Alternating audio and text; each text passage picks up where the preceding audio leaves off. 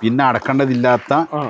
അപ്പൊ ചില ഷോപ്പുകളൊക്കെ ഫെസ്റ്റിവൽ ഈ നറുക്ക് മത്സരങ്ങൾ വെക്കും കസ്റ്റമേഴ്സിനെ ആകർഷിക്കാൻ വേണ്ടിയിട്ട്. അപ്പൊ അതൊക്കെ ഭാഗ്യത്തിൻ്റെ അടിസ്ഥാനത്തിൽ മാത്രം പ്രവർത്തിക്കുന്ന ഇതാണ്. അതുകൊണ്ടത് ഇസ്ലാം വിലക്കിയ ഖിമാറിലാണ്, ചൂതാട്ടത്തിലാണ് പെടുക, ഭാഗ്യക്കൂറിയിലാണ് പെടുക എന്ന് ഒരു വിഭാഗം പണ്ഡിതന്മാർ. വേറെ വിഭാഗം പണ്ഡിതന്മാർ പറയുന്നത് ഇവിടെ ഒരാൾക്കും നഷ്ടമല്ല.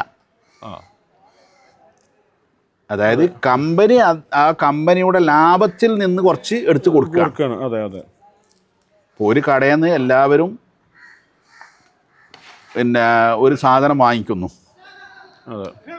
അപ്പോൾ വാങ്ങിക്കാൻ ചെല്ലുന്ന ആളുകളുടെ ഇടയിൽ ഒരു നറുക്കിടുന്നു. നറുക്ക് കിട്ടിയ ഒരാൾക്ക് കമ്പനിയുടെ വക ഒരു വാഷിംഗ് മെഷീൻ ഫ്രീ ആയിട്ട് കൊടുക്കുന്നു. അത് വേറൊരാൾക്കും അതിൽ നഷ്ടമില്ല. കമ്പനിയുടെ ലാഭവിഹിതത്തിൽ നിന്ന് കൊടുക്കുന്നു, അത് കൊടുക്കുക പ്രൊമോഷന്റെ ഭാഗമായിട്ട്.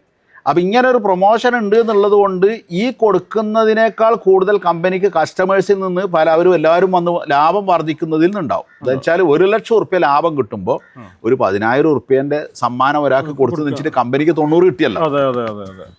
അതുകൊണ്ട് അത് ഹറാമല്ല എന്നൊരു വിഭാഗം പറഞ്ഞു. ഞങ്ങളെ ഉസ്താദ് ഉണ്ടായിരുന്നു, അദ്ദേഹം പറഞ്ഞത് ഇതിന് മറുപടി, അത് എനിക്കിപ്പോൾ ഒരു ഫ്രിഡ്ജ് പെരിന്തൽമണ്ണ നിന്ന് വാങ്ങിക്കാം, കോഴിക്കോട് നിന്ന് വാങ്ങിക്കാം. വാഷിംഗ് മെഷീൻ പെരിന്തൽമണ്ണ അവിടെ ഒരു വില, കോഴിക്കോട് ഒരു വില.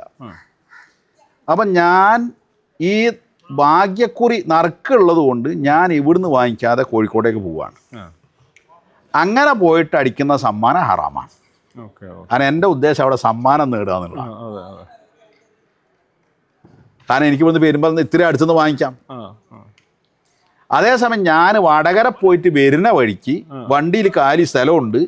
അപ്പം ഞാൻ ഇത് കണ്ട് അവിടെ കയറി ആകുമ്പോൾ നറുക്ക് ഇതൊക്കെ ഉണ്ട്. അങ്ങനെ പിന്നെ വാഷിംഗ് മെഷീൻ വാങ്ങി വന്ന് ആ നറുക്കെടുത്തപ്പോൾ എനിക്ക് കിട്ടി. അപ്പം ഞാനത് ഉദ്ദേശിച്ചല്ല. അപ്പം അത് എനിക്ക് ഹലാലാണ് എന്നാണ് അദ്ദേഹം പറയുന്നത്. എനിക്ക് അതിനോടാണ് കൂടുതൽ ഒരു ഇതായിട്ട് പോകുന്നത്. ഈ രണ്ട് സാധ്യതകളും അതിൽ ഓപ്ഷനായിട്ടുണ്ട്. അതെ. എന്തായിരുന്നാലും ഇതൊക്കെ പറഞ്ഞാലും ശുഭഹത്തുള്ളതിൽ നിന്ന് മാറി നിൽക്കുക എന്നുള്ളതാണ് ഒരു മുസ്ലിമിൻ്റെ പരലോക ഇതിന് ഗുണം. എന്നുവെച്ചാൽ ഹറാമാണെന്നോ ഹലാലാണെന്നോ രണ്ട് അഭിപ്രായം ഉണ്ടാകുമ്പോൾ പിന്നെ എന്താക്കുക, അതൊഴിവാക്കുക.